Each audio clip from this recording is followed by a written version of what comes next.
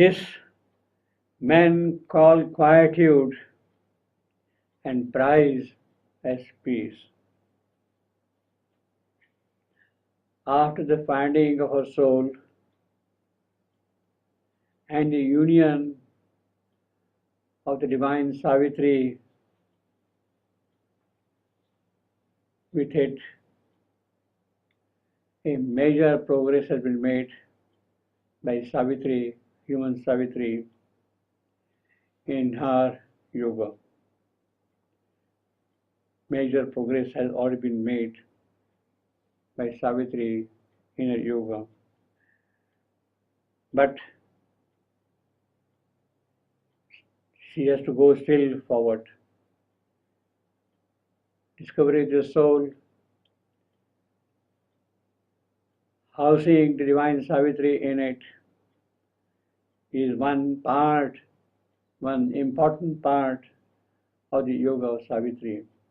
Savitri has to also attend to the other part, the part of her being which is dark, which is born of inconscience of nature, and that will come in the way of her completer spiritual realization, come in the way of the siddhi she must acquire to conquer death in this creation. And towards that, for that purpose, what is necessary is she must annul herself first, totally. Remove everything that is of inconscient nature in her. Remove that thing. That is the nirvana Savitri must attain. She must empty it out fully, that nature, that inconscient stuff, empty out fully. That only God may be. That is the true nirvana. That is the sense of blowing out all that would stand in the way of the divine work. That is the true meaning of nirvana. Savitri must attain that nirvanic condition.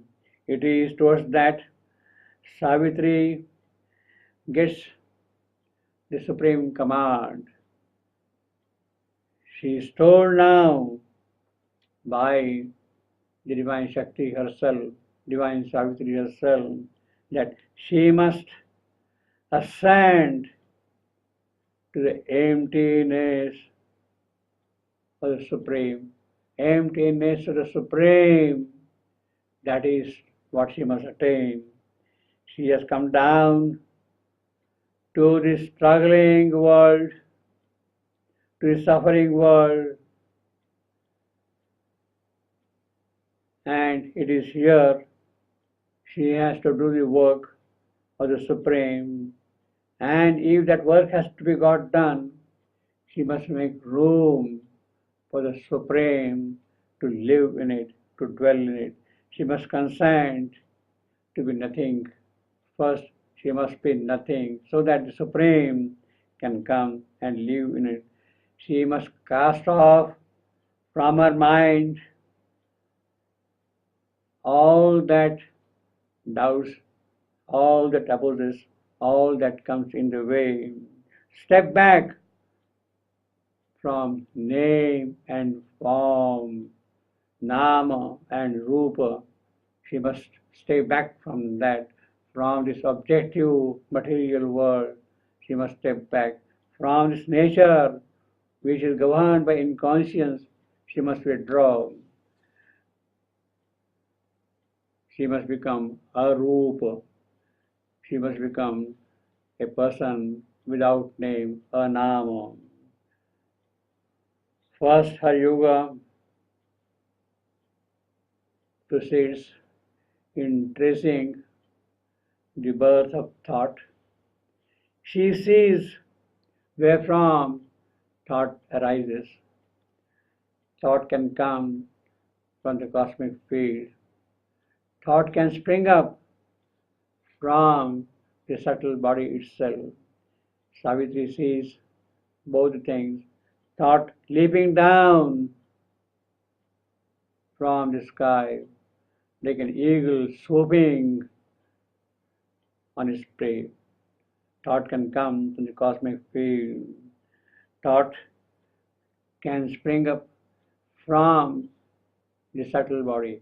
From the subtle body, our physical, subtle physical, mind, heart, limbs, members, flesh, the subtle part of it, they can give rise to thought.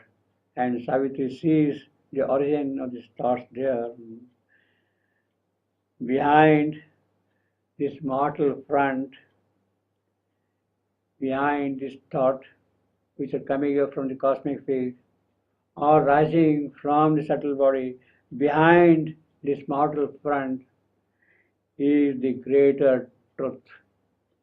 Savitri must reach that greater truth. Above the birth of body, above the birth of thought, stays the greater truth. Savitri must discover that. Savitri stands face to face towards these difficulties, stands, but soon she becomes free of the hold of nature on her. Nature's hold is removed totally from her. The moment she sees behind this frontal appearance of things the greater truth, Savitri stands free from nature's hold. All grows tranquil,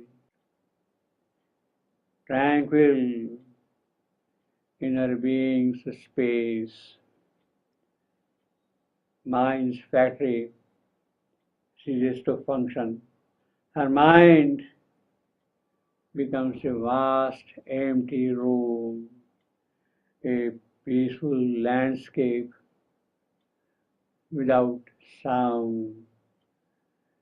This condition of peaceful landscape without sound, this men call quietude and prize as peace.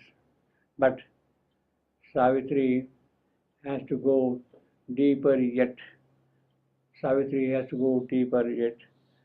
Silent spirit is pervading silent space, and when Savitri has totally annulled herself, it is the silent spirit pervading the silent space, which becomes now the room for God to be present there, to come and occupy the place.